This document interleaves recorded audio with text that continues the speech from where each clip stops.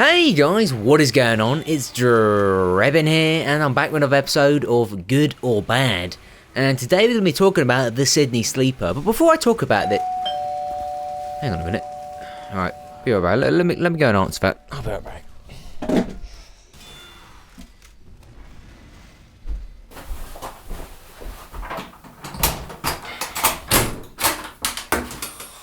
Yep. Hi, sorry to bother you, sir, but is this the residence of a Drebin 1512 here? No. Okay, sorry, sir. My name's Derek, and I work for the Anti-Noob Association just down the road, really, and I've been made aware, really, that you've been using the Sydney Sleeper, and, you know, I mean, I don't have to say it out loud necessarily, do I, but it is a terrible weapon, and I just want to say that I'm here for you, buddy, and, you know, we have a helpline, we have an organisation just down the road that we can help you out with experts, and, you know, if you ever need any help, please call, you know, 005 756. Yeah. So yeah, where was I? Yeah, the Sydney Sleeper. So a bit of a history lesson about the Sydney Sleeper. Back in the day when it first came out, it was considered to be a bit of a noob cannon. And the reason for this is because it couldn't headshot. It was only able to body shot, and the only two stats on it, I believe, was it had 25% extra charge rate, and it only applied Girati. It didn't like extinguish anyone, or had the Girati explosion like it does now. So it was considered a bit of a shitty rifle because you didn't have the headshot, and it really wasn't as useful as using just a regular sniper rifle. But nowadays, it's got a bit of a buff. You know, it's coming up in the world, it's coming up in life. It's pretty darn good right now, can I just say, straight off the bat. Now, look, I'm going to go through a bit of a run through the stats. Now, it still has the extra charge rate, that's still a thing it has, and it still applies Girati. But what they added, well, something which I think is really cool, is you can now extinguish teammates, which is something I always thought it should have done to begin with. You know, when I first got it, I was looking like a tit trying to shoot my teammates, trying to extinguish them, and I was wondering, like, why is this not happening? Which is really cool, but do you know what really gets me is whenever I try and fucking extinguish someone, they're going, help me, but they won't stay still. It's like, look, if you want me to extinguish you, stay fucking still. You know, I don't know if anyone else has that problem or not, but it might just be my own personal sort of gripe. The next thing it has is a Girati explosion on a full charge shot or a headshot.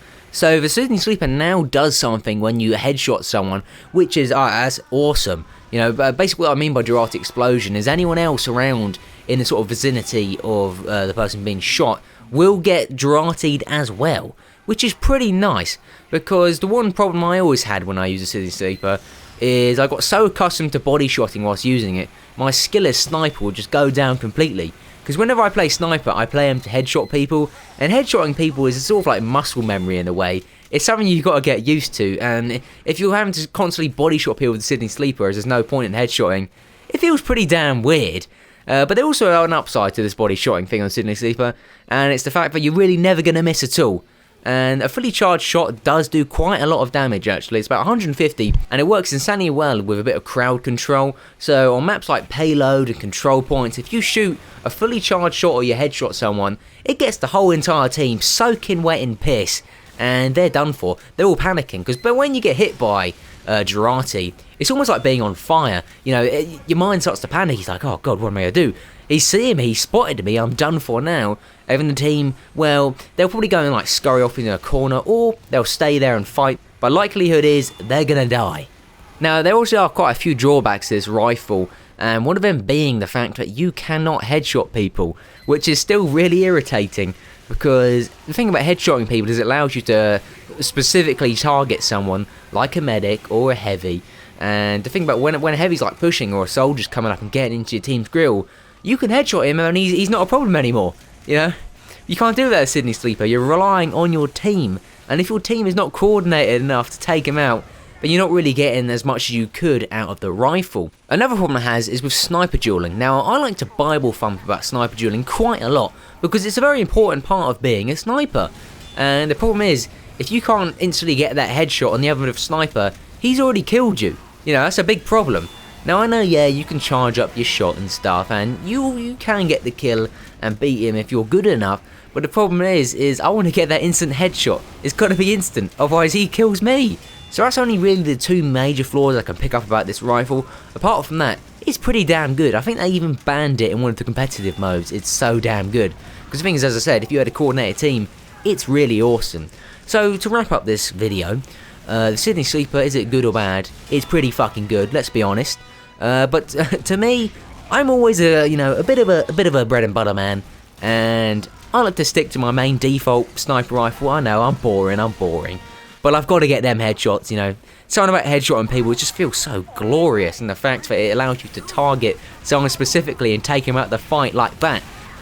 So yeah. So anyway, this is going to conclude this episode of Good or Bad.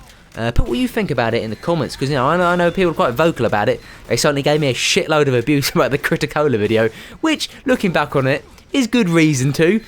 So yeah, for watching, have a nice day, and of course, goodbye.